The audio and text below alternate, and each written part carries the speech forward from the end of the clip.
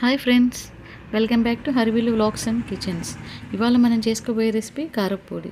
టిఫిన్స్లోకి, వేడి వేడి అన్నంలోకి కొంచెం నెయ్యి వేసుకుని తింటే చాలా సూపర్గా ఉంటుంది. సో దాన్ని ఎలా చేయాలో చూద్దాం.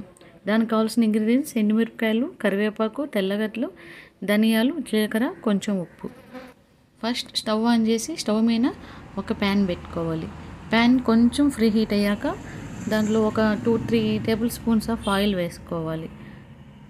ఈ విధంగా ఆయిల్ వేసుకునేటప్పుడు స్టవ్ని సిమ్లోనే పెట్టుకోవాలి, హైలో పెట్టుకోకూడదు.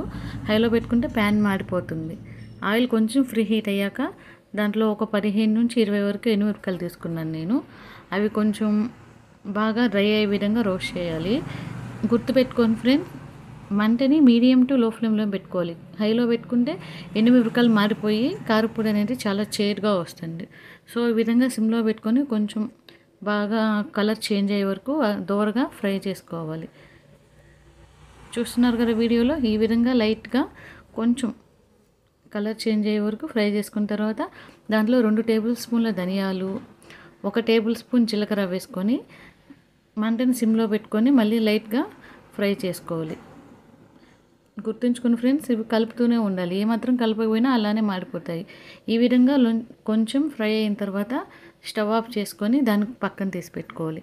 మళ్ళీ ప్యాన్లో ఒక 2 టేబుల్ స్పూన్స్ ఆఫ్ ఆయిల్ వేసుకొని 1 కప్పు కరివేపాకు వేసుకొని దాన్ని లైట్గా ఫ్రై చేసుకోవాలి. కరివేపాకు ఫ్రై చేసుకునేటప్పుడు మంట సిమ్లో పెట్టుకోండి, లేకపోతే కరివేపాకు నల్లగా మాడిపోతుంది. ఈ విధంగా లైట్గా ఫ్రై అయిన తర్వాత స్టవ్ ఆపేసి కరివేపాకుని కూడా సపరేట్గా ఒక ప్లేట్లో తీసుకోవాలి.